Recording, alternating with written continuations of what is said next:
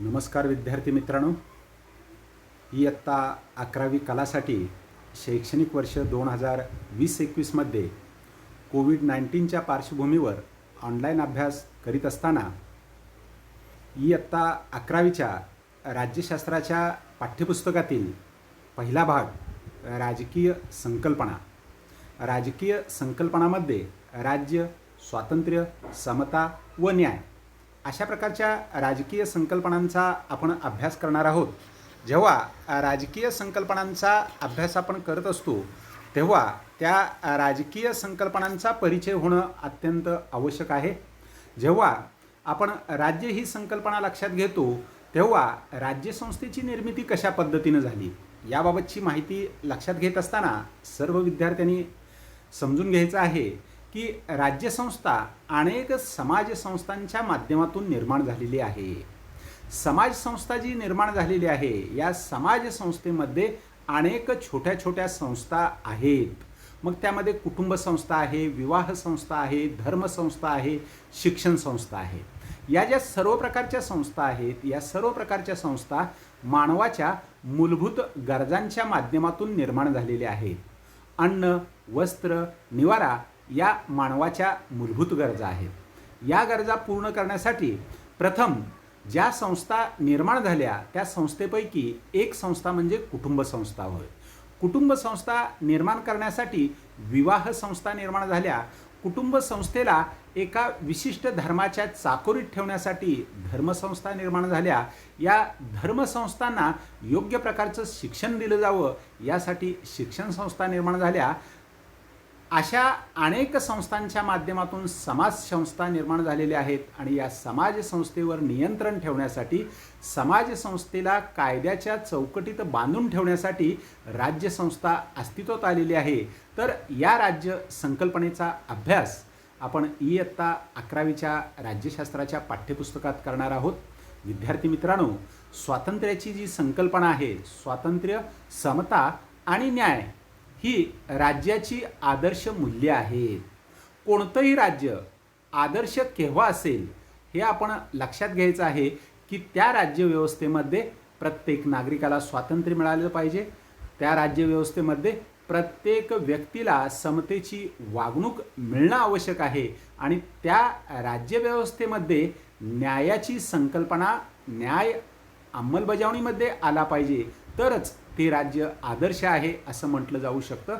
म्हणजेच आदर्श राज्य निर्माण होण्यासाठी स्वातंत्र्य, समता आणि न्याय ही मूल्य अपेक्षित आहेत हे आपण विद्यार्थ्यांनी लक्षात घ्यायचं आहे.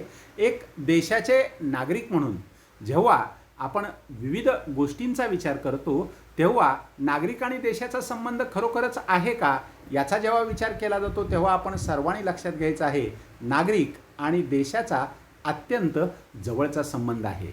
एक देशाचा नागरिक म्हणून आपण नेहमी आपल्या कुटुंबाबद्दल बोलत असतो, समाजाबद्दल बोलत असतो, आपल्या राज्य व प्रदेशाबद्दल बोलत असतो आणि सर्वात शेवटी हा माझा देश आहे, या देशाचा मी नागरिक आहे, मला माझ्या देशाचा अभिमान आहे, अशा अनेक प्रकारे आपण चर्चा करत असतो.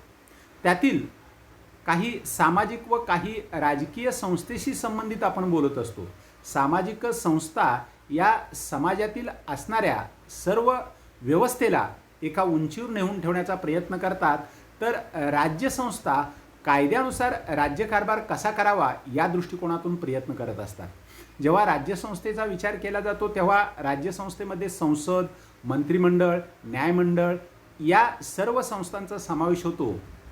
विद्यार्थी मित्रांनो, आपण एका देशाचे नागरिक म्हणून आपल्याला काही हक्क असतात, आपल्याला काही कर्तव्य देखील पार पाडावे लागतात. आपल्याला जे हक्क दिलेले आहेत किंवा आपल्याला जी कर्तव्य पार पाडावे लागतात याचा उल्लेख संविधानात असतो आणि त्या संविधानामध्ये हक्काबाबत आणि कर्तव्याबाबत कायदे किंवा नियम तयार केलेले असतात. हे नियम पाळणं प्रत्येक नागरिकांचं कर्तव्य असतं. जर आपण आपले नियम पाळले तर देशाचा कारभार, राज्यव्यवस्थेचा कारभार व्यवस्थितपणे चालू शकतो. एखाद्या परदेशी व्यक्तीला देखील तो ज्या देशामध्ये राहतो तेथील नियम पाळावे लागतात किंवा आपण आपल्या देशातून दुसऱ्या देशात जातो तेव्हा त्या देशातले नियम पाळणं आपल्यावर बंधनकारक असतं. विद्यार्थी मित्रांनो, जेव्हा नागरिक व देशाचा संबंध या घटकाचा आपण अभ्यास करतो तेव्हा आपण नेहमी कशाबद्दल बोलत असतो असा प्रश्न तुम्हाला वाटत असेल तर कुठेही जा, कोणत्याही व्यक्तीच्या बाबत आपण विचार करा. कधीतरी आपण देशाबद्दल बोलतो, कधीतरी राज्याबद्दल बोलतो, कधीतरी समाज असा आहे म्हणून बोलतो आणि सगळ्यात महत्त्वाचं ज्या कुटुंबामध्ये तुम्ही राहता त्या कुटुंबाबद्दल आपण बोलत असतो. राजकीय संस्था कशाशी संबंधित असतात असा जेव्हा विचार तुमच्या समोर येतो तेव्हा राजकीय संस्था ज्या आहेत त्या राजकीय संस्थेमध्ये संसद, मंत्रिमंडळ, न्यायमंडळ यांचा संबंध येतो आणि संसद असेल, मंत्रिमंडळ असेल, न्यायमंडळ असेल हे देशातील नागरिकाशी काम करत असतात हे आपण लक्षात घ्या. विद्यार्थी मित्रांनो, तुमच्या समोर एक प्रश्न आहे की कर्तव्याचा आणि मूलभूत हक्काचा समावेश कशामध्ये केलेला आहे. कर्तव्य आणि मूलभूत हक्क, कर्तव्य ही तुम्हाला पार पाडावी लागतात तर मूलभूत हक्क हे तुम्हाला प्राप्त होतात. याचा उल्लेख, याचा समावेश भारतीय संविधानामध्ये केलेला आहे हे आपण लक्षात घ्यायचं आहे. म्हणजेच नागरिक आणि देशाचा संबंध ज्या पद्धतीनं आहे त्यामध्ये आपल्याला राज्यसंस्था, त्यानंतर मूलभूत हक्क व कर्तव्य या सर्वांशी संबंधित असणाऱ्या ज्या गोष्टी आहेत त्याचा आपण अभ्यास करणार आहोत. विद्यार्थी मित्रांनो, नागरिकांना वेगवेगळ्या प्रकारचे नेहमी प्रश्न पडत असतात. ते प्रश्न अशा प्रकारचे असतात की मी राज्याच्या नियमाचे पालन का करावे, वैयक्तिक स्वातंत्र्याच्या कोणत्या मर्यादा असतात का, मला न्याय कुठे मिळेल, अशा प्रकारचे प्रश्न नागरिकांना पडत असतात. नागरिकांना पडणारे हे छोटे छोटे प्रश्न असतात आणि त्या प्रश्नामध्ये खरोखरच आपण नियमाचं पालन करावं असं वाटतं का. तर विद्यार्थी मित्रांनो, कुठेही जायचं असेल, तुमचा वैयक्तिक, तुमचा शैक्षणिक विकास व्हायचा असेल तर त्या ठिकाणच्या नियमांचं पालन करणं आवश्यक असतं. तुम्हाला स्वातंत्र्य हवं आहे का, तर निश्चितपणे आपल्याला स्वातंत्र्य हवं असतं, पण माझ्या स्वातंत्र्याचा त्रास इतरांना होणार नाही इतक्या मर्यादेपर्यंत आपल्याला स्वातंत्र्य असतं. स्वातंत्र्य म्हणजे अराजकता नव्हे, स्वातंत्र्य म्हणजे नियमाच्या अधीन राहून तुम्हाला काही मर्यादा पाळून स्वातंत्र्याचा उपभोग घेता येतो. मला न्याय कुठे मिळेल, आपल्याला कुटुंबामध्ये तुम्ही कुटुंबातील सदस्य त्या ठिकाणी कुठे अन्याय झाला असेल तर तुमचे आई बाबा हे तुमच्यासाठी न्यायालय असतं. तुम्ही एखाद्या गावात राहता, तुम्ही एखाद्या समाजात राहता तर त्या समाजामध्ये आपल्या गावातलं छोटंसं न्यायालय असू शकतं आणि कायद्याच्या चौकटीत राहून जर आपल्याला न्याय हवा असेल तर आपल्याला न्यायालयात जावं लागेल, तिथं तुम्हाला न्याय मिळू शकेल. असे जे तुमच्यासमोर प्रश्न आहेत या प्रश्नाची उत्तरं शोधण्याचा प्रयत्न अनेक राजकीय विचारवंतांनी केलेला आहे. व्यक्ती आणि राज्यसंस्था यांच्यातील संबंध समजून घेण्याचा प्रयत्न या राजकीय विचारवंतांनी केला आणि नागरिकांना पडणाऱ्या प्रश्नाची उत्तरं आपल्या देशातच नव्हे तर जगातल्या राजकीय विचारवंतांनी केलेलं आहे. विद्यार्थी मित्रांनो, नागरिक म्हणून कोणत्या प्रश्नाचा आपण विचार करतो तर नियम पाळायचे, स्वातंत्र्य कोणत्या मर्यादेपर्यंत असतं, न्याय आपल्याला कुठे मिळू शकेल, मानवाला पडणाऱ्या प्रश्नाची उत्तरे कोणी शोधलेली आहेत. तर सर्वसामान्यपणे नागरिकांना पडणारे जे प्रश्न आहेत त्या प्रश्नाची उत्तरं ही आपल्या जगभरातील असणाऱ्या राजकीय विचारवंतांनी शोधलेली आहेत हे आपण लक्षात घ्यायचं आहे. जेव्हा विचारवंतांनी मांडलेले विचार असतात त्या विचारामध्ये आपण नेमका कशाचा विचार करतो, समाजात आणि राज्यसंस्थेत व्यक्तीचं कार्य काय असावं हे समजण्यासाठी विचारवंतांनी आपले विचार मांडलेले आहेत. भारतीय विचारवंत पाहिले तर कौटिल्य यांचे राज्यासंबंधात काय विचार आहेत. विद्यार्थी मित्रांनो, तुम्हाला पडलेले जे विविध प्रश्न आहेत आणि त्या प्रश्नाच्या अनुषंगानं उत्तरं शोधण्याचा प्रयत्न राजकीय विचारवंतांनी केला आणि त्या राजकीय विचारवंतामध्ये प्रथम आपण कौटिल्य यांचे राज्यासंबंधाचे काय विचार आहेत याबाबतचे विचार करणार आहोत. तर सर्वात महत्त्वाचं, तुम्हाला न्याय कुठे मिळतो तर न्यायालयामध्ये न्याय मिळू शकतो. आपल्या कुटुंबात काही समस्या असेल तर आई बाबा तुमच्यासाठी न्यायाधीशाची भूमिका पार पाडत असतात. व्यक्ती आणि राज्यसंस्था यातील संबंधाचा अभ्यास कुठे केला जातो, व्यक्ती आणि राज्यसंस्था यांच्या संबंधाचा अभ्यास शासन संस्थेमध्ये किंवा राज्यसंस्थेमध्ये केला जातो. समाजाला आणि राज्यसंस्थेत व्यक्तीचे कार्य काय आहे, समाजात आणि राज्यसंस्थेत व्यक्तीचे कार्य काय असावे याबाबत विचारवंत आपली मतं मांडत असतात आणि ही विचारवंताची मतं म्हणजेच राजकीय संकल्पनाचा अप्रत्यक्षपणे केलेला अभ्यास असतो, हे आपण विद्यार्थ्यांनी लक्षात घ्यायचं आहे. विद्यार्थी मित्रांनो, जेव्हा कौटिल्याने राजकीय संदर्भात मांडलेले जे विचार आहेत ते अत्यंत महत्त्वाचे आहेत. कौटिल्य यांनी राज्य कसं असावं, आदर्श राजा कसा असावा, जनतेचे प्रश्न कशा पद्धतीनं सोडवले पाहिजेत याबाबतचे विचार मांडले. तर महात्मा गांधींनी राज्यासंदर्भात विचार मांडत असताना त्यांनी स्वराज्याची संकल्पना जनतेच्या समोर ठेवली. महात्मा गांधींचं राज्यासंदर्भातले जे विचार आहेत त्या देशातल्या नागरिकांना असं वाटलं पाहिजे की हे माझं राज्य आहे. हा महात्मा गांधींचा राज्यासंदर्भातला विचार अत्यंत महत्त्वाचा आहे. तर भारतीय संविधानाचे शिल्पकार डॉक्टर बाबासाहेब आंबेडकरांनी राज्याची संकल्पना मांडत असताना त्यांनी सामाजिक न्यायाला महत्त्व दिलेलं आहे. कारण सामाजिक न्यायाच्या माध्यमातून सुद्धा राज्य वेगळ्या प्रकारे निर्माण होऊ शकतं. पाश्चिमात्य विचारवंतांमध्ये नागरिकत्वाबाबत ॲरिस्टॉटल, लॉक यांचा हक्काबाबतचा सिद्धांत, स्वातंत्र्याबाबतचे मिलचे विचार, कम्युनिझमबाबत कार्ल मार्क्स यांनी मांडलेली तत्त्व आणि जॉन रॉल्स यांचा न्यायाचा सिद्धांत याचं विश्लेषण आपल्याला राजकीय विचारवंताच्या विचारामध्ये निश्चितपणे दिसून येतात. तुम्हाला जे पडलेले प्रश्न असतात की नेमकं राज्य म्हणजे काय, तुम्हाला हक्क कुठं मिळतील, स्वातंत्र्य कशा पद्धतीनं आपल्याला पाळायचं आहे, न्याय म्हणजे काय, या सर्व बाबतचे भारतीय आणि पाश्चात्य विचारवंतांनी आपली मतं दिलेली आहेत. या व इतर विचारवंताच्या योगदानाच्या आधारेच आपण स्वातंत्र्य, समता, न्याय या संकल्पनांचा अभ्यास करणार आहोत. विद्यार्थी मित्रांनो, पहिले भारतीय राज्यशास्त्राचे अभ्यासक कोण आहेत? तर आर्य चाणक्य उर्फ कौटिल्य हे राज्यशास्त्राचे अभ्यासक आहेत. त्यांनी अर्थशास्त्र नावाचा ग्रंथ लिहिला. ग्रंथाचं नाव जरी अर्थशास्त्र असलं तर त्या अर्थशास्त्र नावाच्या ग्रंथामध्ये आदर्श राज्य कसं असावे, आदर्श राजा कसा असावा, जनतेच्या प्रती राजानं कोणती भूमिका पार पाडावी अशा संदर्भातले विचार मांडलेले आहेत. महात्मा गांधीजींनी राज्याच्या संदर्भात कोणता विचार स्पष्ट केलेला आहे? तर गांधीजींचा राज्याच्या संदर्भात स्वराज्य, जनतेला वाटलं पाहिजे की हे माझं राज्य आहे. डॉक्टर बाबासाहेब आंबेडकर यांनी राज्यात कोणती समता अपेक्षित होती? डॉक्टर बाबासाहेब आंबेडकरांना सामाजिक न्यायाची समता अपेक्षित होती. हे आपण लक्षात घ्यायचं आहे. जेव्हा आपण राज्याच्या दृष्टिकोनातून विचारवंतांनी मांडलेले विचार पाहतो त्यामध्ये स्वातंत्र्य, समता, न्याय, लोकशाही इत्यादी संकल्पनांचा पाश्चात्य आणि भारतीय विचारवंतांनी आपली मतं मांडलेली आहेत. राजकीय विचारवंताच्या विश्लेषणाच्या आधारेच आपल्याला राजकीय सिद्धांताचा आणि राजकीय संकल्पनाचा अभ्यास करता येईल. जी विविध प्रकारच्या राजकीय संकल्पना या पहिल्या भागात आपण अभ्यासणार आहोत.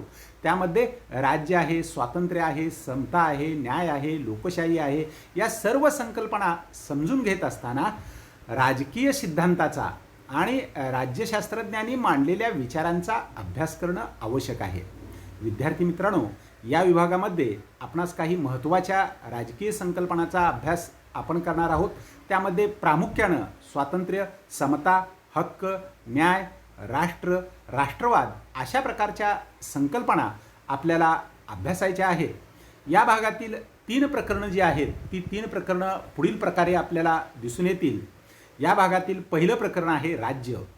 राज्याचा अभ्यास करत असताना प्रथम आपल्या पाठ्यपुस्तकामध्ये राज्य ही संकल्पना स्पष्ट न करता राष्ट्र म्हणजे काय, राष्ट्रवाद म्हणजे काय, राज्य आणि शासन यांचा संबंध काय आहे, राज्य आणि समाज यांचा संबंध काय आहे, अशा विविध प्रकारच्या वेगवेगळ्या संकल्पनावर पहिल्या प्रकरणात चर्चा केलेली आहे. या संकल्पना दरम्यानचे संबंध समजून देण्याचा विद्यार्थ्यांना प्रयत्न केलेला आहे. विद्यार्थी मित्रांनो, पहिल्या प्रकरणामध्ये सर्वात महत्त्वाची राष्ट्रवादाची भावना, भारताला स्वातंत्र्य मिळण्याच्या अगोदर भारतीय नागरिकांमध्ये ब्रिटिशांच्या विरुद्ध एक जी भावना होती ती राष्ट्रवादाची भावना होती आणि याचा अभ्यास प्रकरण क्रमांक 1 मध्ये आपण करणार आहोत. प्रकरण क्रमांक 2 स्वातंत्र्य आणि हक्क या बाबतीतला आहे. या प्रकरणामध्ये स्वातंत्र्याचा अर्थ, स्वातंत्र्याचे प्रकार, हक्काचा अर्थ, हक्काचे प्रकार या संकल्पना सांगितलेल्या आहेत. या संकल्पनाचा सविस्तर अभ्यास आपण प्रकरण क्रमांक 2 मध्ये अभ्यासणार आहोत. प्रकरण क्रमांक 2 जेवढं महत्त्वाचं आहे तेवढंच प्रकरण क्रमांक 3 ही महत्त्वाचं आहे. कारण डॉक्टर बाबासाहेब आंबेडकरांना अपेक्षित असणारी सामाजिक समता व सामाजिक न्याय या 3 क्रमांकाच्या प्रकरणामध्ये आपल्याला अभ्यासाला मिळणार आहे. हे प्रकरण समता आणि न्याय यावर लक्ष केंद्रित करणारे ठरते. या संकल्पनाचा संबंध सामाजिक व्यवस्थेशी आहे.